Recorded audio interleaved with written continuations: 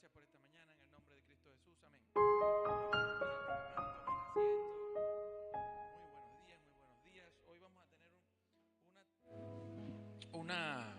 lo que se conoce como la Santa Cena, ¿no?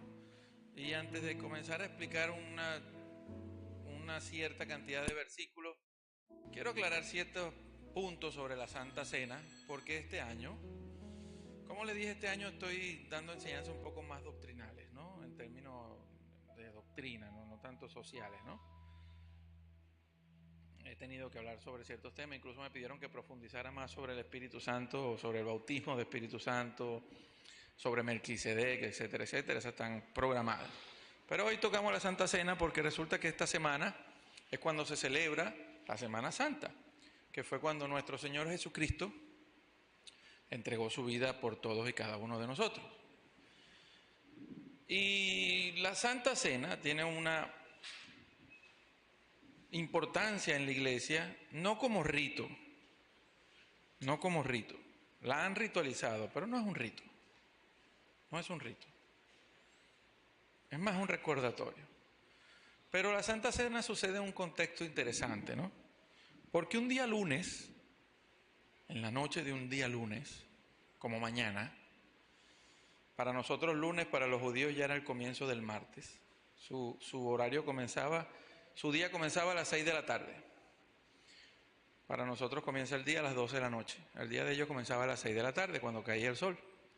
Entonces, lo que es para nosotros lunes en la noche, para ellos era comenzando el martes. Pero bueno, vamos a hablar en nuestros términos. Un lunes en la noche, para nosotros, como el día de mañana, el Señor Jesucristo se reunió en un sitio,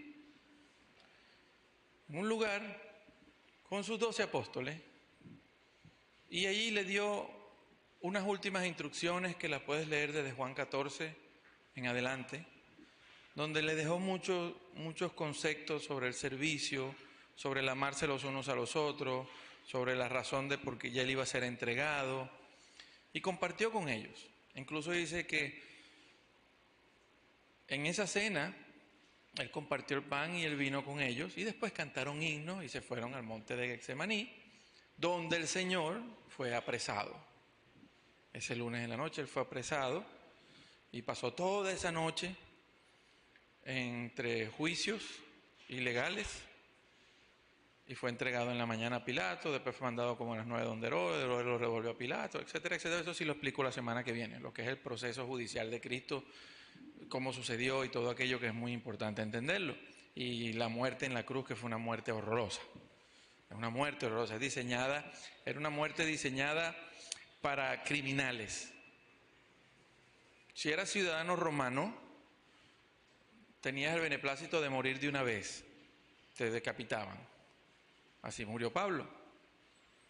Pero si eras un criminal y no eras romano, te tenían la peor de las muertes.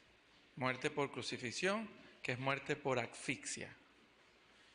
Pero eso sí lo hablamos la semana que viene. Hoy les voy a hablar de ese momento cuando él estuvo con ellos, con sus 12 apóstoles, él consciente que iba a ser su última cena, su último compartir, porque él sabía lo que venía, que ya iba a ser entregado. Se lo dijo a Judas. Sabía. Así que él escogió muy bien esas palabras que él habló con ellos allí, qué mensaje les dejó, porque él sabía que venía, ya no iban a estar más con ellos. Ellos iban a tener que levantarse por su propia fuerza y echar para adelante en la misión que Cristo les dejó encomendados a ellos. Que hicieron muy bien, porque esos 12 apóstoles, usted está hoy aquí sentado porque ellos no fueron rebeldes al llamado que se les hizo. Entonces él con ellos hizo la cena, compartió el pan y el vino.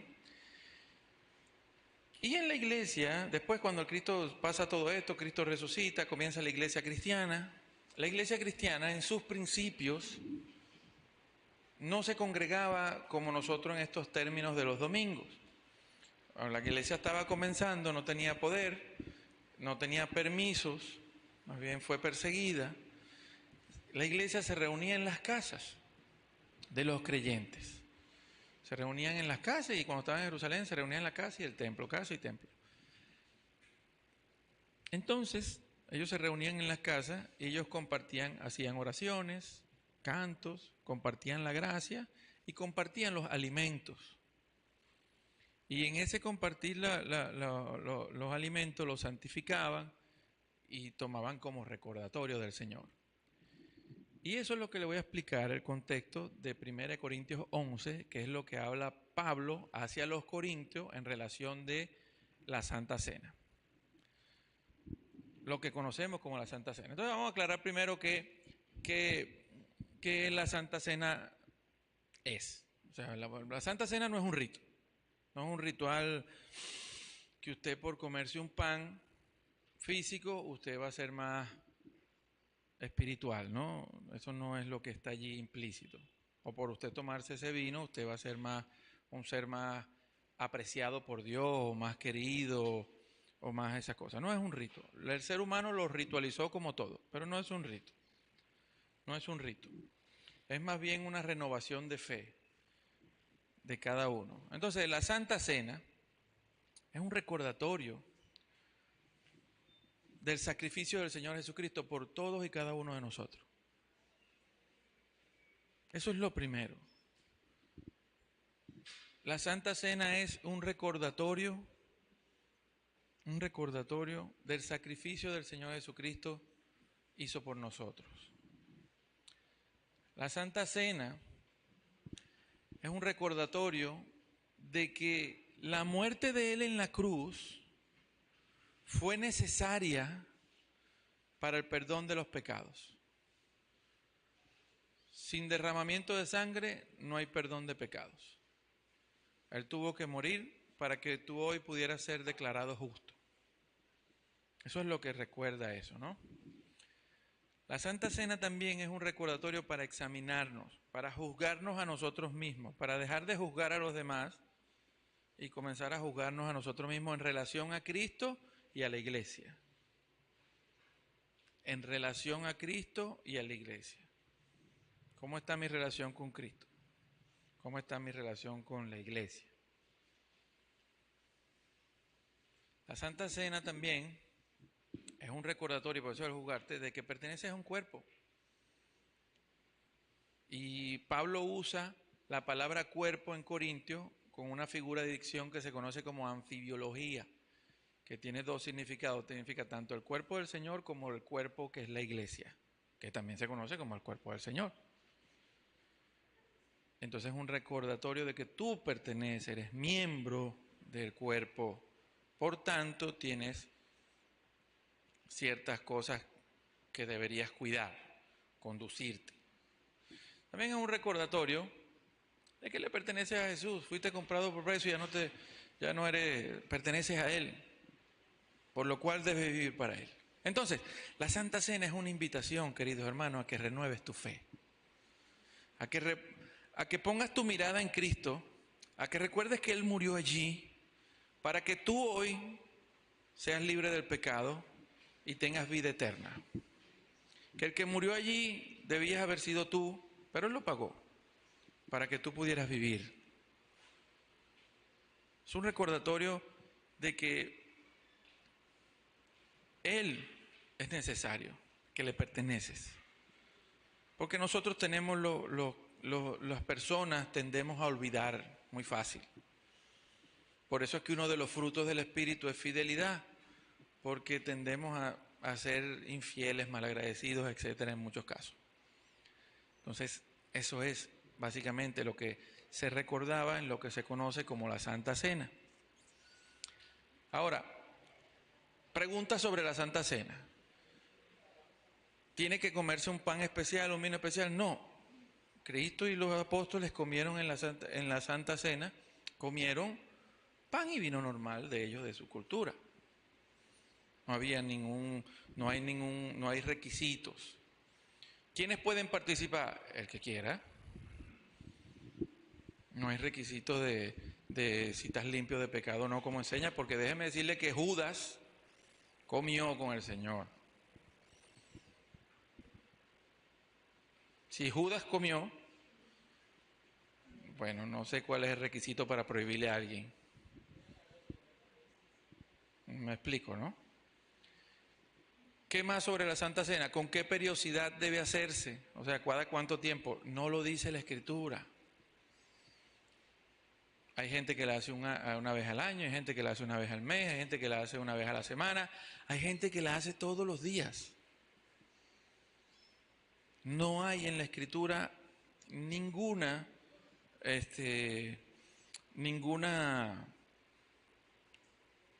normativa para esos asuntos.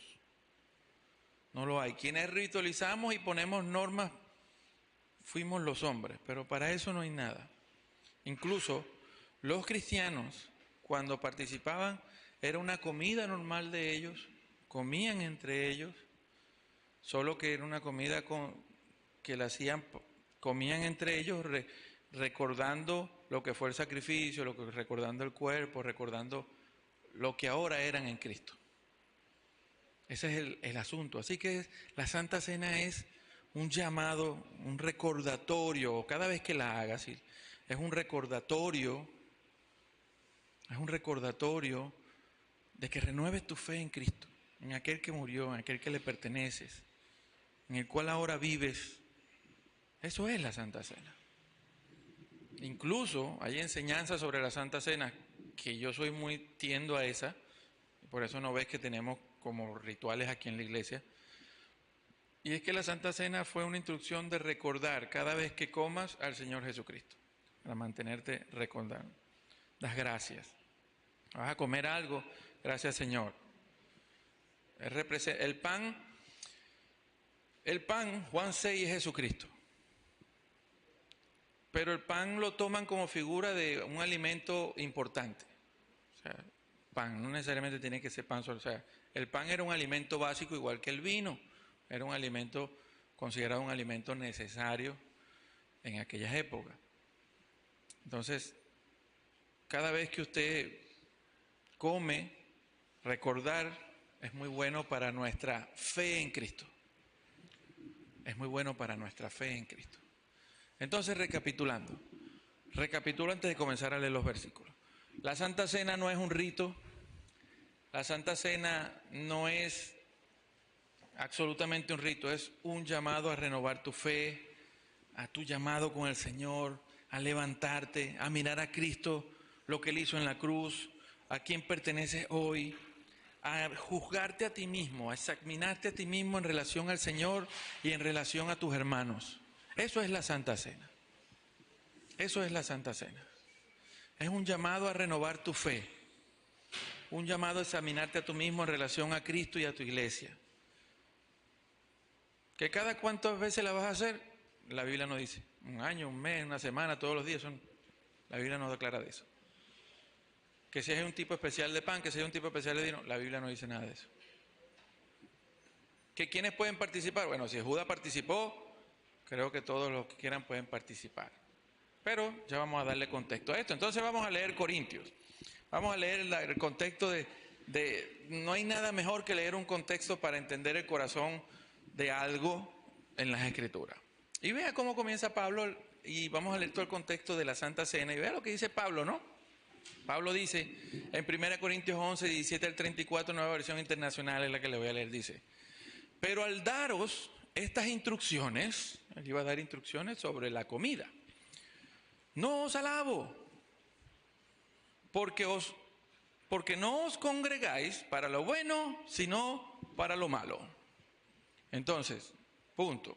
Usted puede venir a la iglesia, como siempre les he comentado.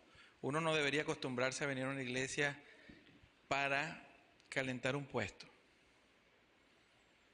La razón por que usted viene a la iglesia, bueno, es porque la palabra te dice que te congregues, etcétera, etcétera. Pero ¿para qué vienes?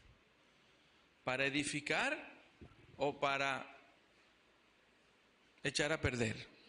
Se supone que el cristiano debe compartir con sus hermanos para edificar, que estamos entre todos edificando la iglesia del Señor. Entonces Pablo aquí le está diciendo, se están reuniendo no para edificar lo bueno, sino para lo malo. Están haciendo cosas que no son propias del cuerpo de Cristo cuando se reúnen. Así que no es esta iglesia nada más que tiene esos problemas. Las de Pablo también tenían esos problemas. ¿Oyeron? ¿Por qué? Pues son gente imperfecta que hacen grupo y si no van trabajando su imperfección, añaden imperfección a la imperfección y tenemos problemas en la iglesia. Por eso que cada quien debe trabajar su crecimiento. Mientras más personas maduras, fortalecidas tengas en una congregación, mejor será para la congregación. Absolutamente. Entonces, versículo 18, por cierto, dije que ahí aparece que estoy leyendo de la NBI, no, estoy leyendo de la Biblia de las Américas, la LBLA. Discúlpenme. Pues, en primer lugar, oigo que cuando os reunís como iglesia, hay división entre vosotros y en parte lo creo. Estaba pasando, en la iglesia no debería haber divisiones, pero estaba pasando en este momento histórico de Corintios, según los historiadores, que ahí venían de una etapa de persecución, de martirio. Y hubo unos creyentes que cuando llegó la persecución fueron y dieron sacrificio a los dioses romanos y otros prefirieron soportar la cárcel e incluso la muerte por no negar al Señor. Obviamente cuando pasó la persecución, estos hermanos que aguantaron cárcel o perdieron familiares, cuando vinieron a estos que se volvieron romanos en ese momento, no los querían. No quiero, no. Y estaba ese problema en la iglesia y Pablo está frenando la división en la iglesia porque no debe haber. Porque es necesario que entre vosotros haya bandos a fin de que se manifiesten entre vosotros los que no son aprobados. Ahí hay un sarcasmo de parte de Pablo que no se entiende en esta versión, pero es lo que está diciendo, como que es necesario que se muestren bandos, para nada. Todos son aprobados por Dios, todos fueron llamados, todos deberían buscar vivir en armonía, etcétera, etcétera, etcétera. ¿No? Sigo. Por tanto, cuando se reúnen, esto ya no es para comer la cena del Señor. Cuando comparten, no están compartiendo como deberían. Porque al comer, la costumbre de los cristianos del primer siglo era que cuando ellos se reunían en sus casas, cada uno llevaba algo y ponían y repartían entre todos y todos comían, porque era compartir una cena, recordando a Cristo, etcétera, etcétera, ¿no? Porque al comer, cada uno toma primero su propia cena. Ya no compartían, sino que si traían 2 empanadas se la comían y si podían agarrar la del otro también. ¿Me entienden? Si traían 2 empanadas, se comían sus 2 empanadas, o sea, ponían las 2 empanadas, pero ya agarraban una y tenían la otra mano ya apartándola de una vez y comían rápido por si acaso. ¿No? Entonces, su propia cena. Y uno pasa hambre y otros se embriagan. Imagínense. Hasta la bebida, y no lo tomen, quiero decirle algo de la bebida, ¿no? Sé que en las iglesias se enseña que probar alcohol es pecado. Eso está muy instaurado en las iglesias. La verdad es que la Biblia nunca prohíbe probar alcohol, bebidas alcohólicas. Y si soy chocante en lo que estoy diciendo, por favor, deme el beneficio de la duda cuando termine y me pregunta por qué digo lo que digo, ¿no? La Biblia siempre dice no te embriagues, mantente sobrio, pero nunca prohíbe la bebida. Y entonces inventaron esto que la palabra vino en la Biblia es vino de uva, es jugo de uva, que era jugo de uva, el Señor tomó jugo de uva, el Señor tomaban vino, tú no te embriagas con vino de uva. El Señor Jesucristo mismo dijo, cuando yo regrese voy a tomar con ustedes vino bien añejo. Y vino añejo no es jugo de uva. ¿Me explico? ¿Qué es lo que pasa bíblicamente? La Biblia sí te dice, mantente sobrio, no te embriagues. ¿Por qué? No siempre que haces algo malo, no siempre que bebes haces algo malo, pero muchas veces cuando haces algo malo estás bajo el efecto del alcohol o de alguna otra droga. Entonces, la Biblia lo que te dice, mantente sobrio, no dejes que estas drogas, alcohol o drogas de esta metanfetamina, lo que sea, te hagan perder el dominio propio, porque cuando perdemos el dominio propio, metemos la pata. A veces con unas consecuencias tremendas, a veces pasan desapercibidas. Entonces la Biblia lo que prohíbe es no te embriagues, porque si el vino fuera pecado, Jesucristo no hubiera ido a una boda a hacerles el mejor vino a una gente para que pecara. O si probar el vino fuera pecado, Pablo no le hubiera dicho a Timoteo, a raíz de tus dolores de estómago, tómate 2 copitas de vino diariamente. Y cosas por el estilo que salen en las Escrituras. ¿Qué es lo que pasa con lo de la bebida? En verdad la iglesia en los años 1800, el problema de alcoholismo en la sociedad era tal que enfrentaron ese problema social en la Europa prohibiendo la bebida. Y fue una forma de frenar el alcoholismo en la sociedad. Pero en verdad la Biblia no te condena por tomarte un trago de algo. No te embriagues. Ahora, y ahí queda cada quien. Si usted es una persona que se toma un trago y se vuelve loco, no bebas. Y si eres cristiano, tampoco te dan de espectáculo. No, es que yo aguanto una caja. No se trata de eso. Aprenda a... Si vas a compartir, comparta socialmente y tranquilito. Y no te hagas un alcohol, ¿cómo se llama? Un alcohólico, eso tiene un nombre, ¿no? Que no puede llegar, un alcohólico pasivo, que es que no puede llegar un fin de semana y tiene que estar buscando algo que tomar. Ya eso es alcohólico pasivo, entonces evite todo eso. Pero sí quería dejar claro eso, por eso es que ahí dice que se embriagaban, es decir, llevaban vino, y el vino era muy bien visto en aquellas sociedades porque el vino era más sano que el agua. Me explico. El agua no estaba tratada, eso es del 1800 para acá, cuando Pasteur inventó la pasteurización. Eso, pasteurización, ajá. Y el agua entonces, todas estas bacterias y microorganismos fueron limpiadas y ahora sí, el agua no te enfermaba, pero el agua, si no se trataba, si no servía, no causaba problemas. En cambio el vino, al ser alcohol, no tiene estas cosas. Incluso mezclaban el agua con vino para tratarla. Es muy por encima de esto, ¿no? Entonces, ¿pero qué estaba pasando aquí? Ya no estaban compartiendo una bebida en la reunión, sino que se estaban cayendo a palo algunos, se comían la comida de todo el mundo, y eso no es un comportamiento digno, ni decente, ni consideración por los demás. Hay que comprar silla. Se los dije. Amén. Ok. Entonces seguimos aquí, ¿no? Y uno pasa hambre, o sea, algunos quedaban sin comer porque habían unos atragantados que se comían en vez de compartir, y otros se embriagaban porque pasaba lo mismo, ¿no? Para probar. Y terminaban borrachos en la reunión de iglesia. ¿Se puede imaginar eso? Si eso pasara aquí, los fariseos lo mataran. Pero bueno, es que pasa. Ajá. No, porque claro, hay que aclarar algo que pasa a veces en el cristianismo.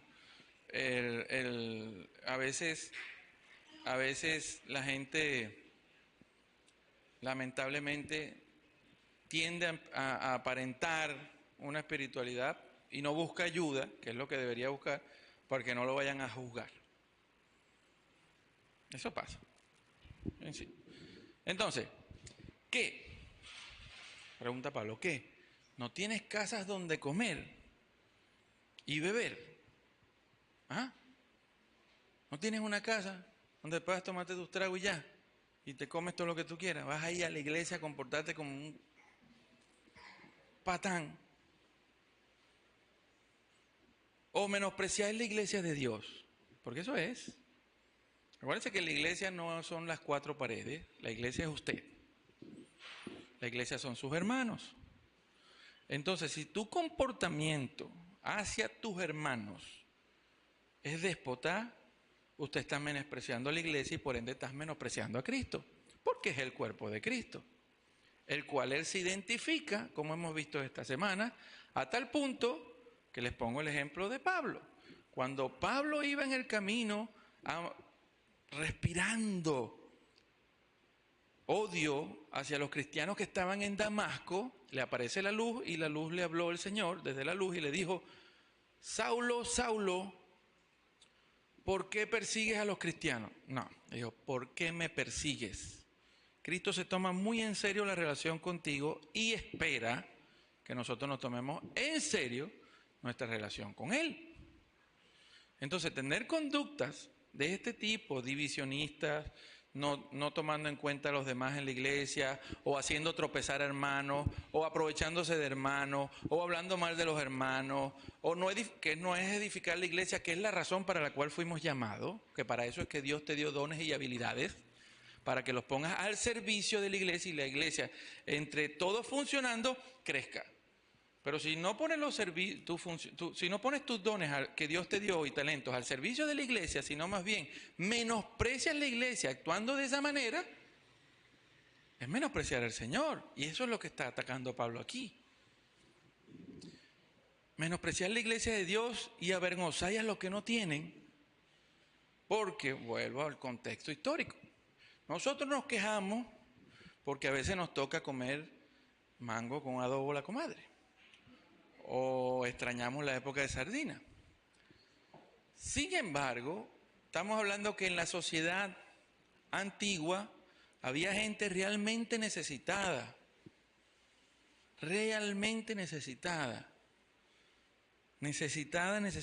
no tenían trabajo, incluso, se los pongo de estos términos, para muchas personas su casa era su ropa, lo que hoy llamamos mendigos. Lo que hoy llamamos mendigos era condición de pobre en la antigüedad, que le salían trabajos de jornalero cuando le salían y le pagaban por día cuando tenía un trabajo. De resto, y había mucha pobreza. Y la iglesia comenzó a hacer estos compartires, se reunían y entre todos aportábamos para que todos comieran. Y era una forma de suplir la necesidad de algunos hermanos que a veces no tenían ni para comerse un bocado en el día. Esa era la razón de mucho de lo que hacía la iglesia del primer siglo. Traía cada uno para la cena algo, aportaban algo para la cena. Incluso son llamadas también, la Santa Cena también se llama fiestas de amor. Fiestas de amor, también sale esa palabra en la Biblia. Cada uno aportaba y repartían igual para todos. Y era una forma de que los que no tenían pudieran, aunque sea ese día, probar un bocado, gracias a que sus hermanos que sí podían, traían para compartir. Ese es el contexto cultural de esto que está hablando Pablo. Entonces, si esa era la razón de lo que ellos cenaban, entonces no atragantarte por comer, por gula, y no tomando en cuenta que hay gente que a lo mejor no se ha probado ni un café en el día, o compartir para todos, era un menosprecio. Era una falta de respeto a tus hermanos. ¿Qué os diré? ¿Los voy a alabar por esa actitud? Para nada. Si hasta los incrédulos critican eso en una fiesta, menos en la iglesia podemos alabar esas cosas. Esto no lo alabaré, no os alabaré, no, eso no lo voy a alabar.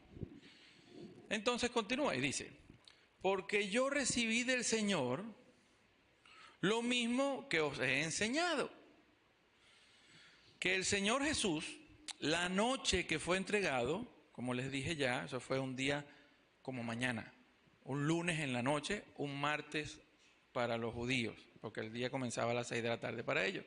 El Señor, después de allí, hizo la Santa Cena, comió la Santa Cena con los apóstoles, compartió con ellos, dejó instrucciones. Si lo pueden leer todo lo que él habló desde Juan 13 en adelante, ahí es donde deja el mandamiento: amados los unos a los otros, servirse los unos a los otros, etcétera, etcétera. Cantaron himnos. Judas comió, así que si Judas pudo comer, no veo cuál es la prohibición para que alguien participe, ¿no? Entonces, esa noche ellos salen de allí y van al monte de Getsemaní, y es cuando el Señor es apresado un lunes en la noche. Creo que era un 13 o 12 de Nisan, según la fecha de los eruditos, ¿no? Entonces, la noche que fue entregado, tomó pan y después de dar gracias a Dios por los alimentos, como debe ser la costumbre de todos, darle gracias a Dios por tener comida, por lo bien que ellos vayan a hacer, por bendecirla, porque sean de beneficio para nosotros. Y tomó pan y lo repartió. Tomó pan y dijo: este es mi cuerpo, que es para vosotros, haced esto en memoria de mí.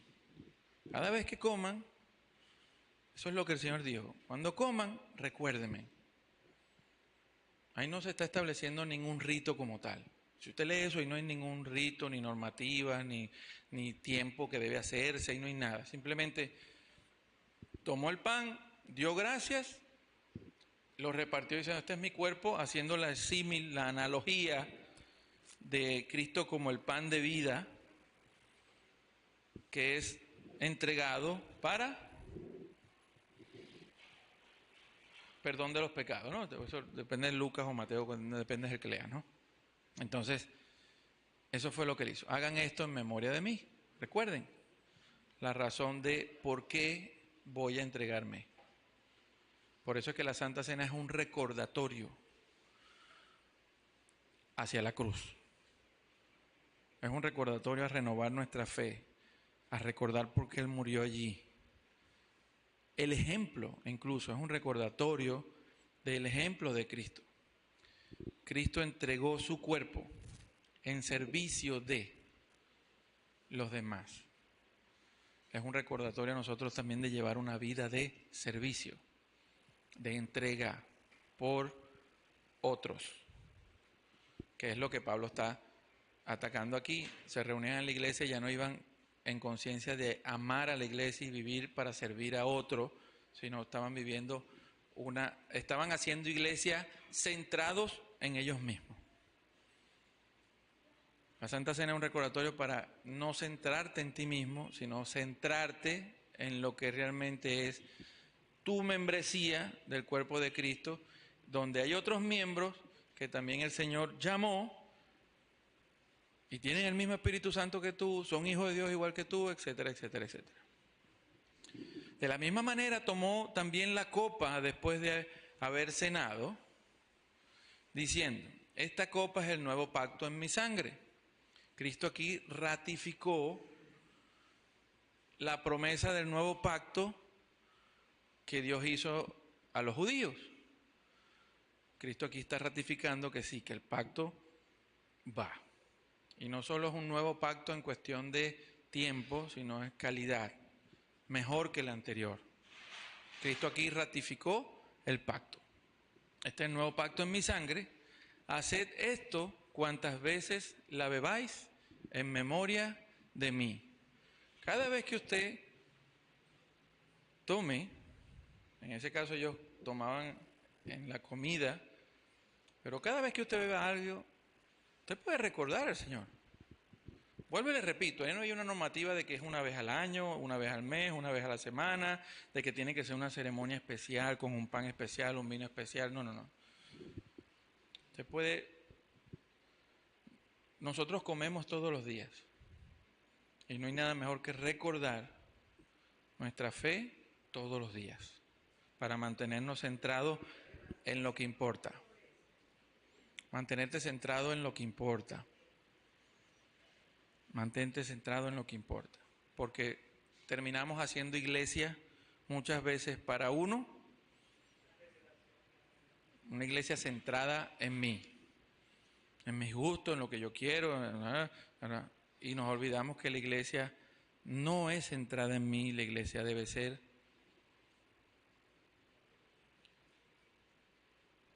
los otros. ¿Por qué? Tenemos 3 mandamientos de amor. Ama a Dios hasta que nada más importe. Si vamos a hablar de cristianismo, se define muy fácil. ¿Qué es el cristianismo? Amar a Dios hasta que nada más importe. O sea, por sobre todo, amar a Dios. ¿Y qué es amar a Dios?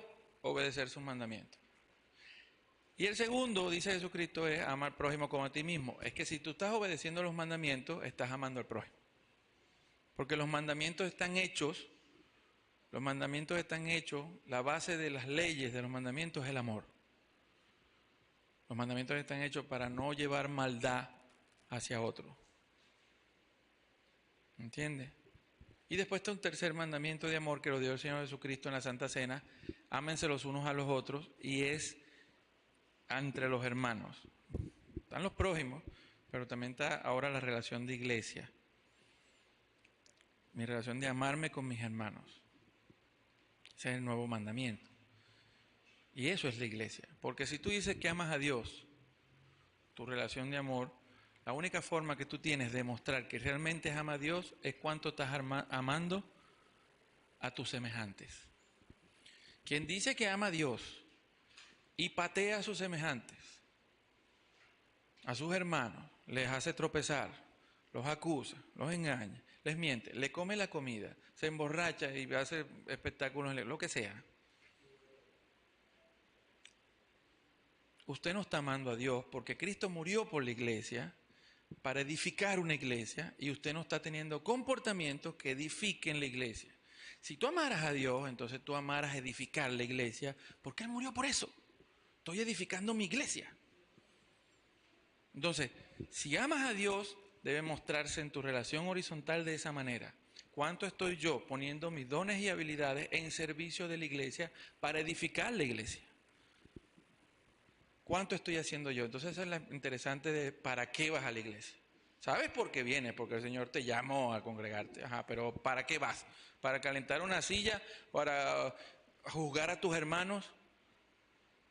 ¿O te vas a juzgar a ti mismo en relación a Cristo? Eso sí es interesante, aprender a juzgarnos nosotros mismos en relación a Cristo Jesús. ¿Estoy yo comportándome como Cristo? Raspado, listo. Porque siempre vas a poder compararte con otro y vas a conseguir uno que a lo mejor en esa categoría lo haga peor que tú y tú te sientas hinchado grande, ¿viste? Gracias a Dios por no hacerme como los músicos. ¿Ah? Pobrecitos los músicos. ¿Ah? Ve, yo no sé por qué ustedes se ponen así y Jorge no se pone así. Y Jorge es músico. Jorge, pues, ¿viste? Él está consciente. Sigo.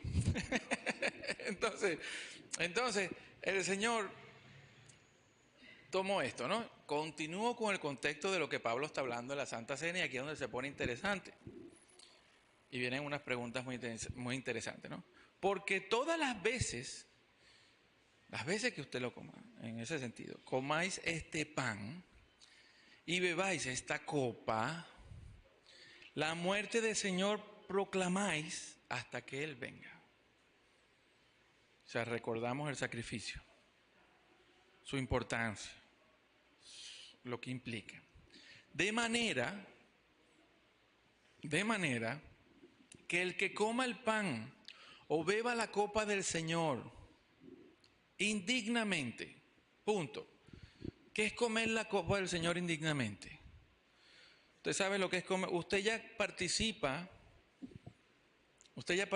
de Cristo, por así decirlo. Usted ya comió de Cristo. Ahora, comer el pan indignamente, en el contexto que estamos hablando, ¿qué es? No tomar en cuenta el valor del sacrificio de Cristo, mostrándolo de manera que te comportas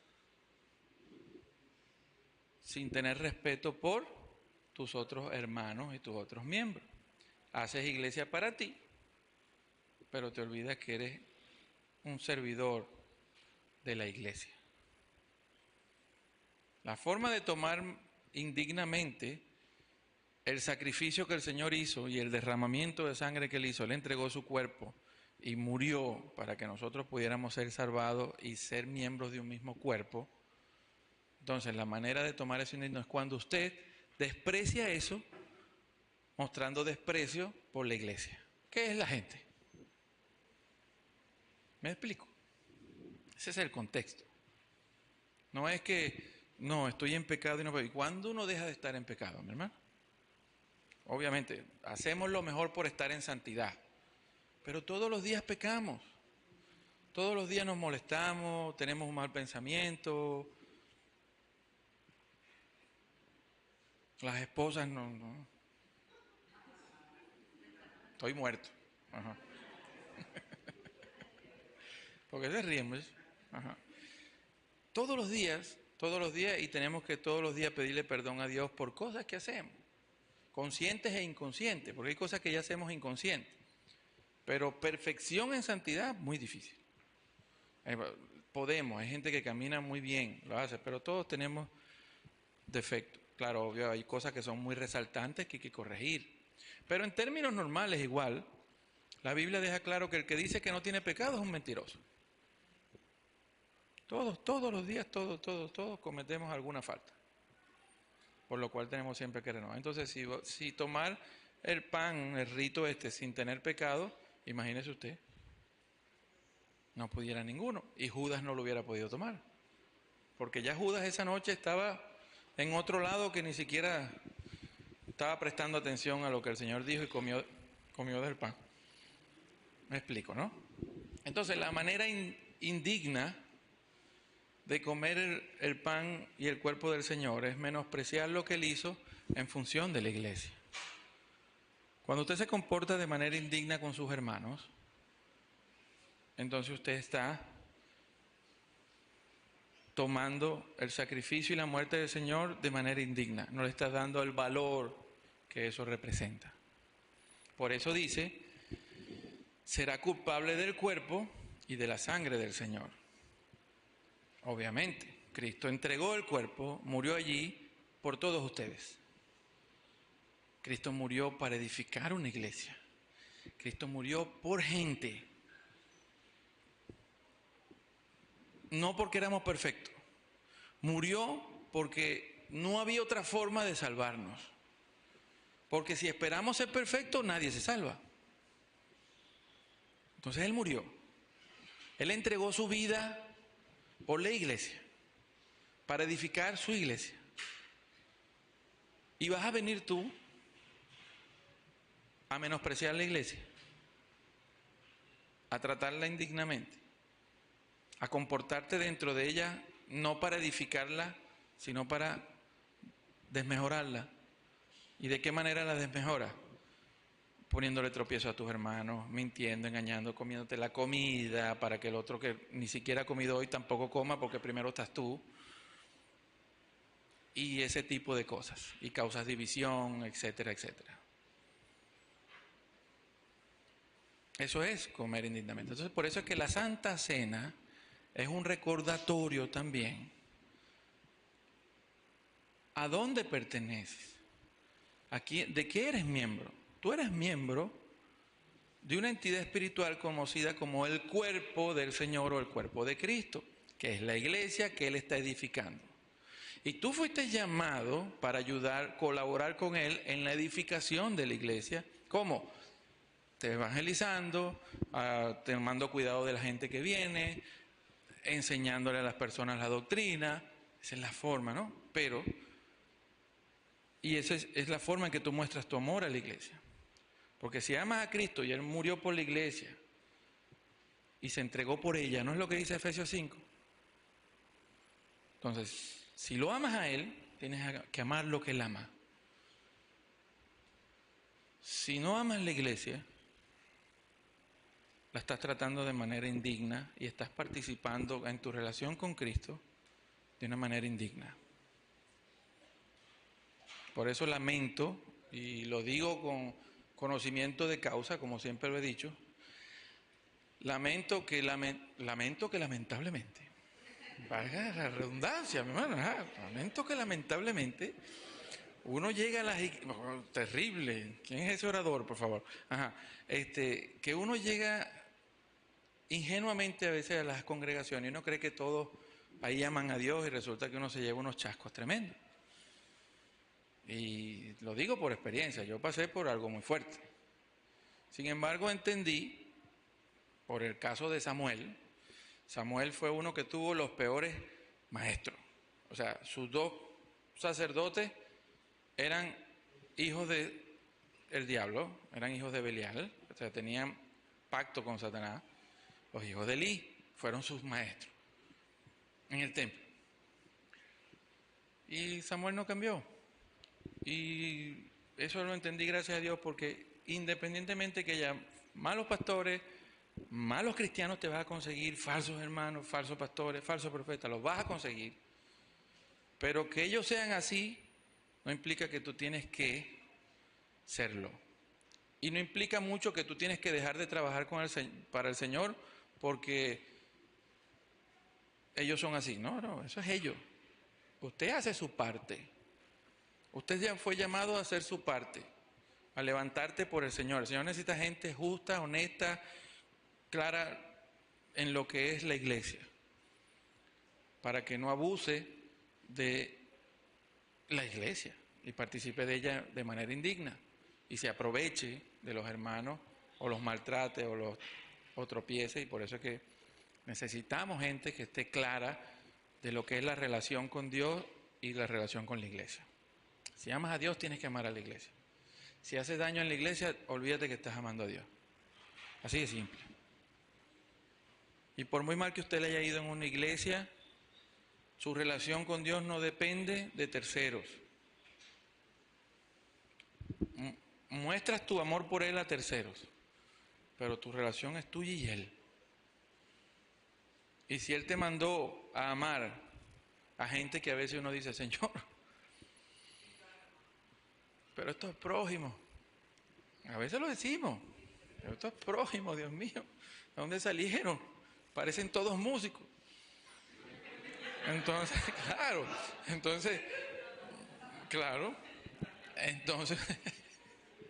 ¿qué tienen ustedes con los músicos? ¿Vale? Ustedes son chéveres. Bueno, entonces, lo que pasa es que yo estoy herido porque yo era el guitarrista de la iglesia y Nilsson me sacó. Pero bueno, después sigo por ahí. Entonces, bueno, continúo. Entonces, o sea, de manera que el que coma del pan o beba de la copa indignamente será culpable del cuerpo de la sangre del Señor. Y la forma indigna que participaban ellos en las cenas que ellos hacían era que no tomaban en cuenta a los otros hermanos, sino que comían ellos, bebían ellos, bueno, y el que no comió, que vea, pero ya yo estoy fino. Eso es amor, eso es hacer egoiglesia. Egoiglesia, o sea, iglesia para mí, no iglesia para otro. Entonces esa es la forma indigna de participar del cuerpo. La forma indigna de participar del cuerpo es no tomar en cuenta en tus acciones al resto de los hermanos. Continúo. Por tanto, examínese cada uno a sí mismo. O sea, júzgate tú en relación a ti mismo. ¿Cómo estás tú en relación a Cristo?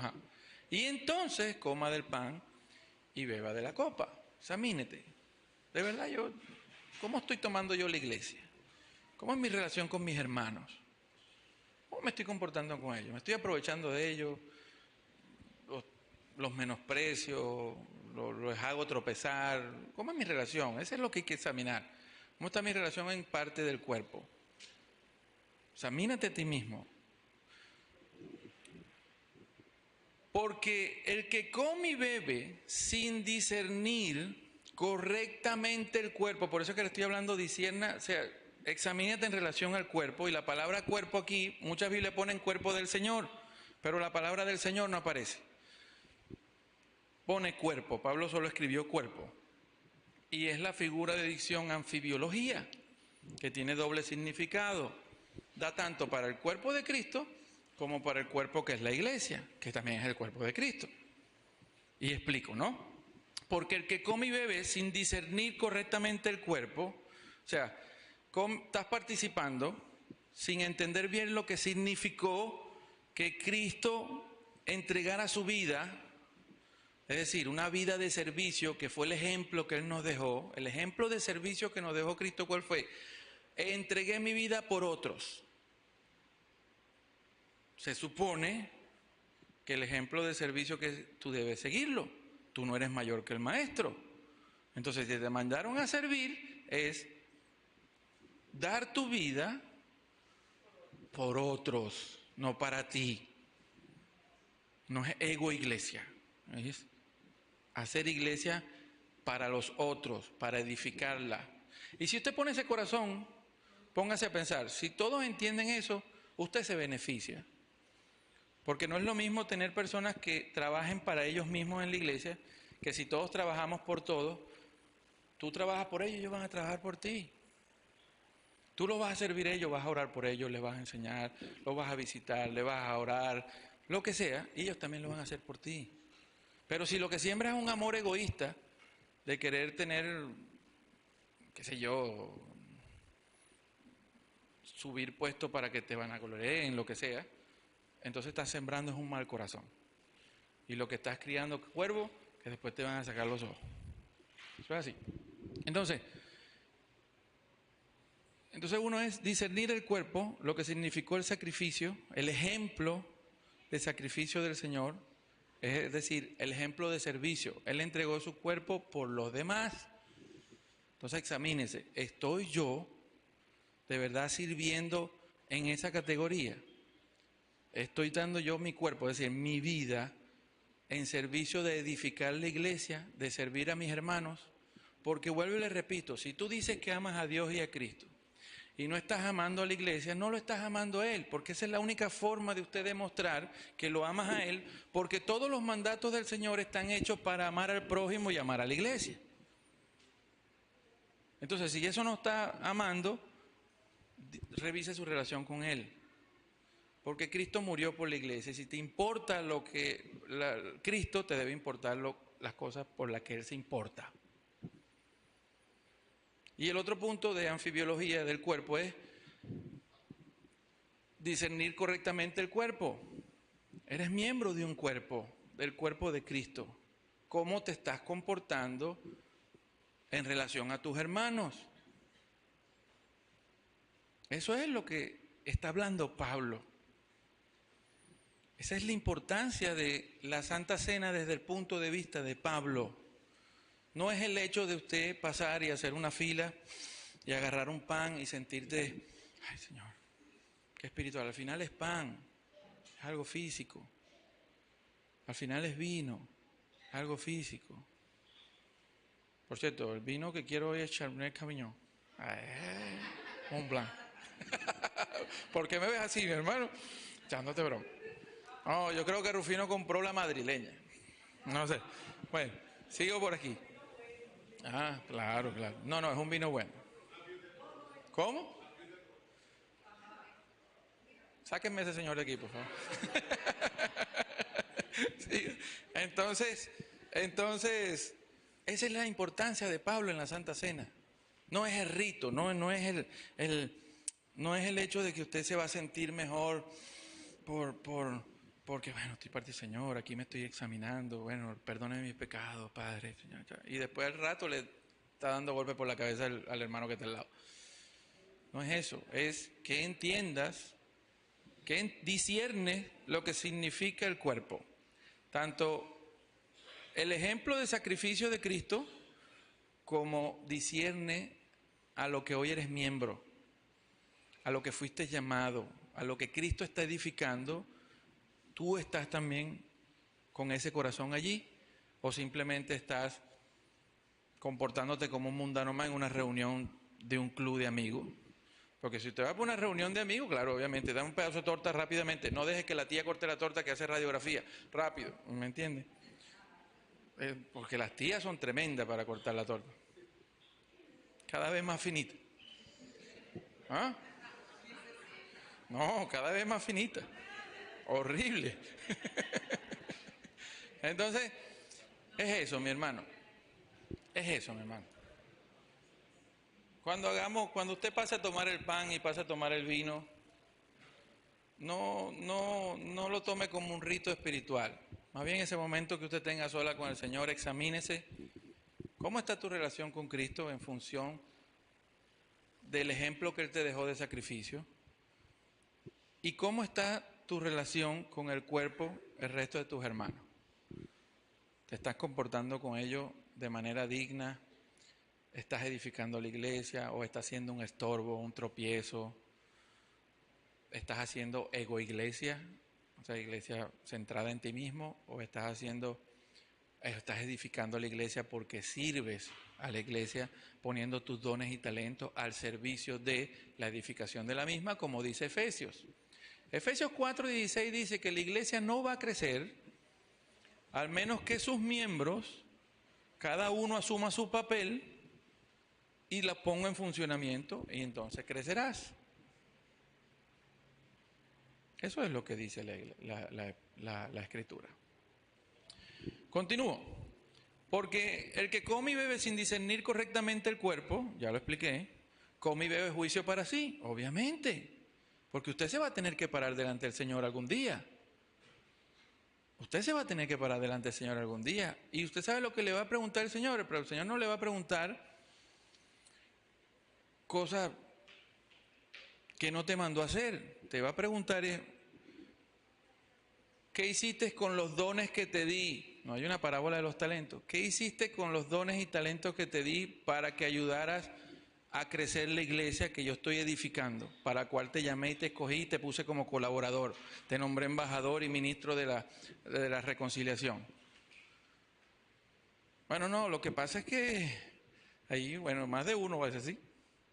No, lo que pasa es que ese no me gustaba la camisa que llevaba, el otro se echaba gelatina y no me gustaba en la cabeza, y el otro era muy cascarrabia, y el otro... Eso no va a valer. Por lo menos yo sé que cuando yo llegue al juicio, a mí me van a preguntar, mijo, ¿y tú quién eres? Mire, yo fui el pastor de... Ajá. Ah, y los músicos eran...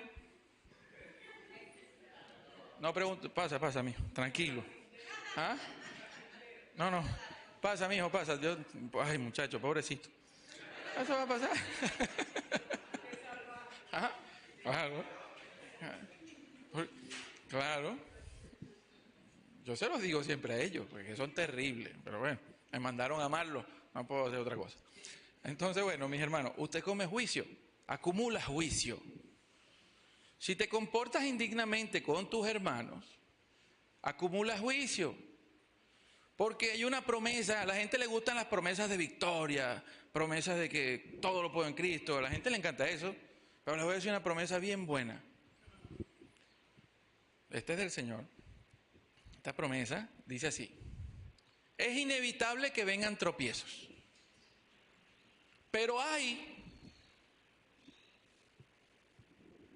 de por quien vienen los tropiezos. Más le valiera amarrarse una soga y una piedra y tirarse al río y ahogarse, es lo que está diciendo, que haber hecho lo que hizo. No se olviden de esa promesa, ¿ya? Cada vez que usted quiera agarrar a un hermano de la iglesia o dice, este prójimo, vamos a meterle el pie para que... No. Acuérdese que ese prójimo está esa promesa también, ¿oyeron? Nos encantan las promesas de victoria, poder, conquista, madre de naciones, padre de multitudes y y ya. Nos encanta. Y usaba gata pipán y ajá. Pero se les olvida que está esa promesa también. Está esa promesa. Que es imposible que no vengan tropiezos. Va a haber tropiezos. Pero hay de quien vienen los tropiezos. Más le valiera que se ahogara en el río, ¿eh? Porque va a tener que dar cuenta de por qué hizo eso. Y cuando uno se para delante de Cristo, bueno, es que yo lo hice porque... ¿Por qué?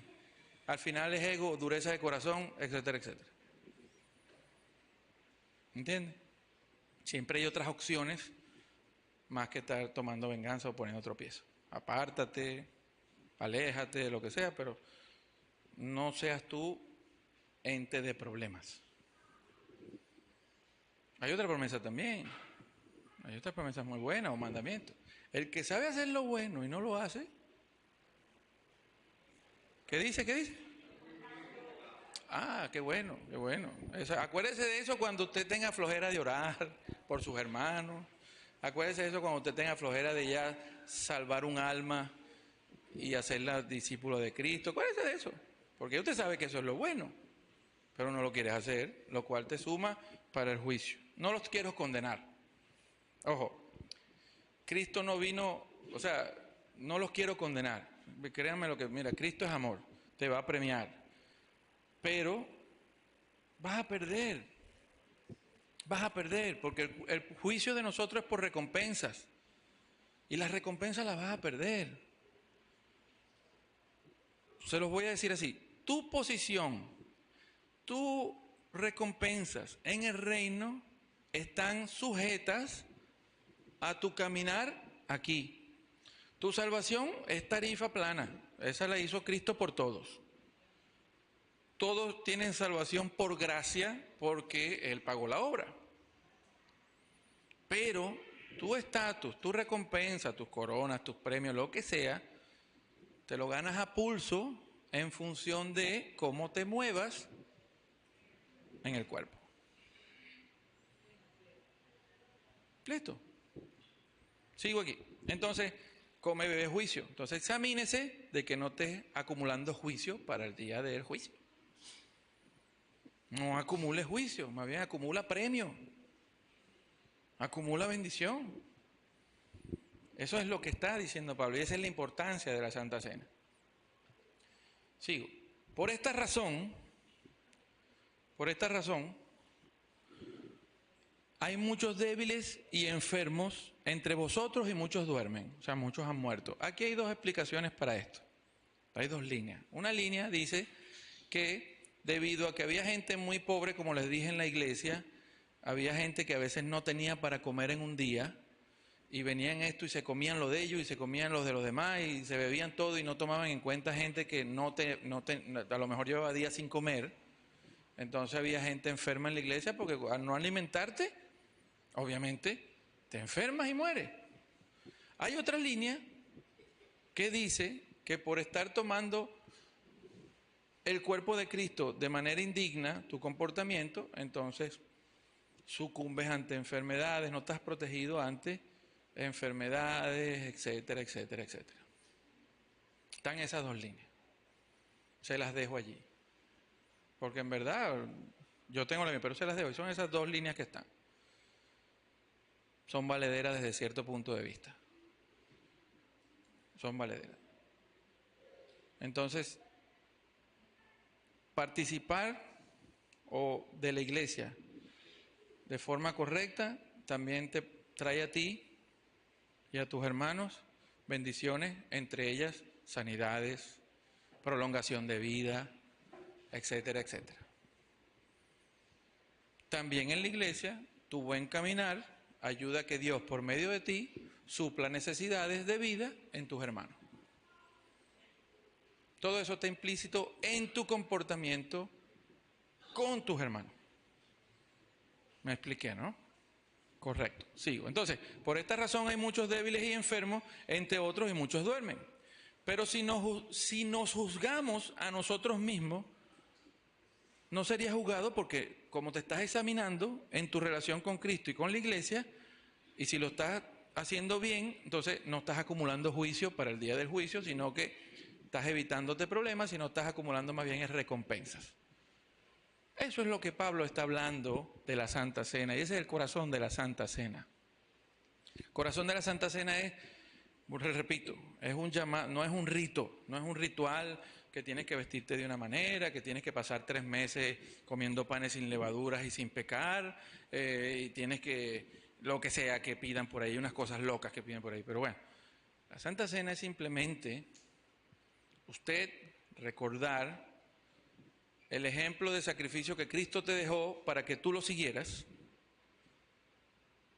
y examinarte cuál es tu conducta en la iglesia y cuánto estás haciendo para edificarla. Porque o la estás edificando o la estás tirando para abajo. No hay punto intermedio. Entonces, ese es el punto real de la Santa Cena. más que un rito, una espiritualidad, una cosa, es eso. Recordatorio, examínate. ¿Cómo estás en función de eso? Y ya aclarado todo eso, vamos a pasar, sí. Traigan, van a, traigan, mire, vean. Escúcheme. Aquí van a tener vasitos de vino y pedacitos de pan. Pasemos decentemente y con orden. Tome su pedacito de pan, su vasito de vino, tome asiento y seguimos unas instrucciones allí. Más nada. No, pueden ir como puedan. Si quieren, primero de aquí para allá, esta fila primero. La fila esa, donde está Gladys, vamos. Ya poquito, bueno. Pasa. Ajá.